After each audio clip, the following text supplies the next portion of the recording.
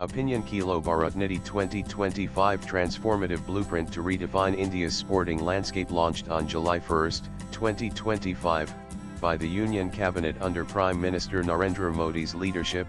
This policy replaces the 2001 National Sports Policy and aligns with the ambitious vision of making India a global sporting powerhouse by 2047, with a specific eye on hosting the 2036 Olympics. The policy outlines a strategic roadmap built on 5 pillars: excellence on the global stage, sports for economic development, sports for social development, sports as a people's movement, and integration with the National Education Policy NEP 2020. This article provides a detailed analysis of its potential impact and offers ground-level suggestions to ensure its successful implementation. Nananda Khelo Bharat Niti 2025 emerges as a bold initiative, marking a significant evolution from its predecessor by recognizing sports as a multifaceted tool for nation building.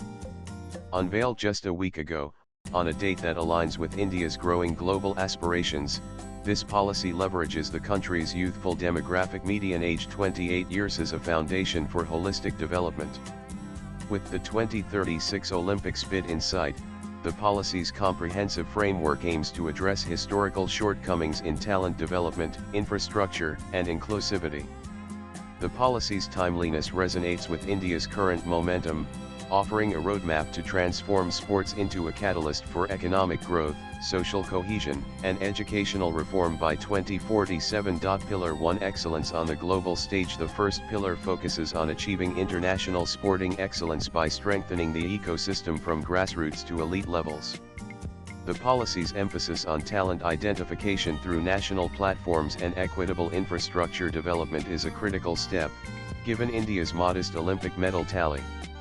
By integrating community engagement at the block level with regular talent scouting camps, it seeks to unearth champions from remote areas.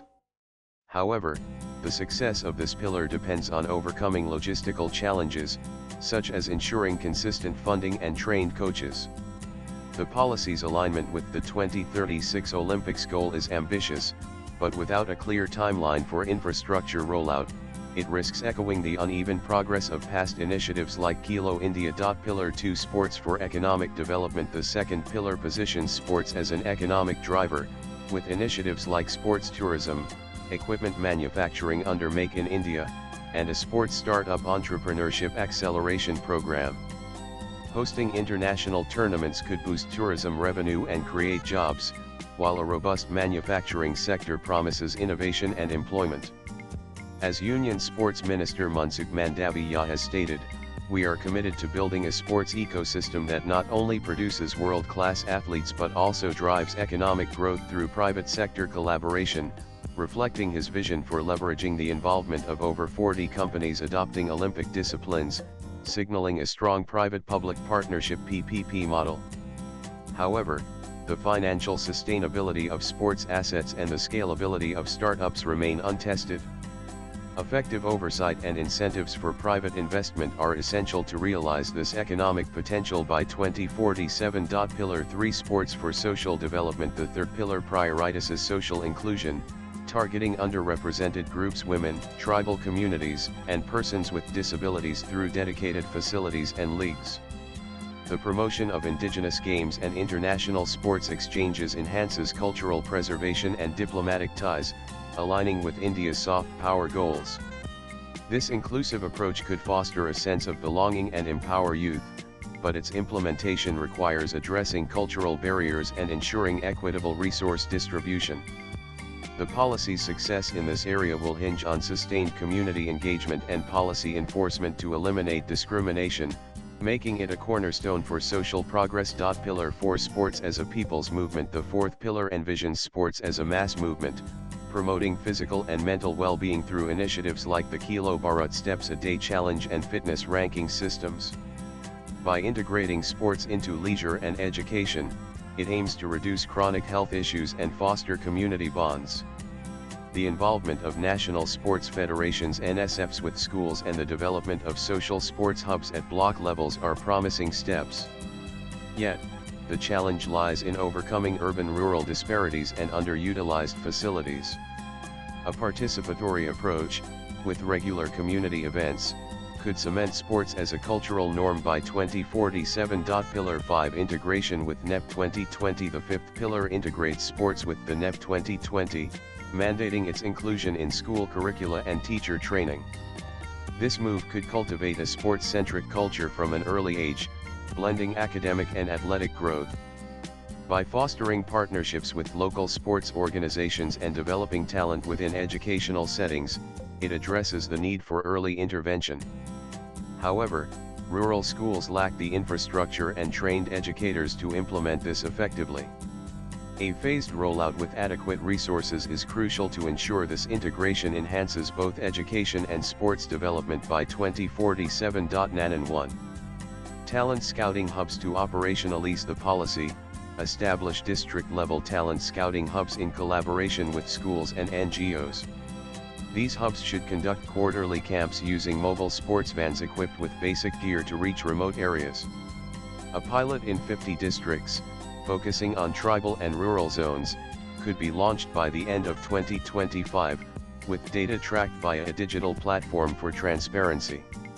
This would ensure early talent identification, aligning with the grassroots focus of the policy. Point 2. Many sports hubs enhance infrastructure by converting underutilized public spaces into mini sports hubs.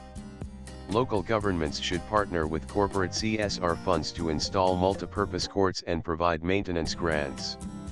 Quarterly community sports days involving local athletes and volunteers could sustain engagement and identify maintenance needs. Initiating this in 100 blocks by mid-2026 would improve accessibility and participation rates. Point 3. Teacher Training Program. Empower teachers through a decentralized training program, conducting regional workshops led by certified coaches. These workshops should focus on physical literacy and indigenous games, with incentives like credits or stipends to ensure 80 of physical education teachers are trained within 2 years. Starting this in 2025 across 500 districts would build local capacity and support NEP 2020 integration. Point 4. Inclusive sports leagues. Launch inclusive sports leagues in every block, targeting women and differently abled individuals with adapted sports like wheelchair basketball. Prizes funded through local sponsorships and a mentorship program pairing retired athletes with participants could boost morale. Rolling this out in 2026 across 700 blocks would foster inclusivity and talent development. Point 5. Vocational training. Promote economic benefits by training youth in sports equipment repair and manufacturing through state-level vocational centers linked to Make in India. 6-month courses starting in 2025, followed by annual sports bazaar events in each district, could create micro-entrepreneurs and link local talent to markets, enhancing economic impact. Point 6. Monitoring committees. Establish block-level sports committees comprising panchayat representatives, educators, and athletes to submit quarterly reports on participation, infrastructure use, and talent progression to a national dashboard. An annual Khelo Bharat review with public feedback sessions, beginning in 2026, would ensure accountability and adaptability. Nanan swipe left for next video. The Khelo Bharat Niti 2025 is a visionary policy with the potential to elevate India's sporting stature and societal fabric. Its multi-pillar approach addresses excellence, economy, inclusion, mass participation, and education, setting a robust foundation for the 2036 Olympics bid. However, its success depends on meticulous grassroots execution, overcoming governance challenges, and fostering sustainable partnerships. By implementing these suggestions, India can transform its sporting dreams into reality, positioning itself as a global leader by 2047. Hemant Joshi is a BJP MP from Vadodara. Views expressed in the above piece are personal and solely those of the author. They do not necessarily reflect News 18's views. Latest blogs.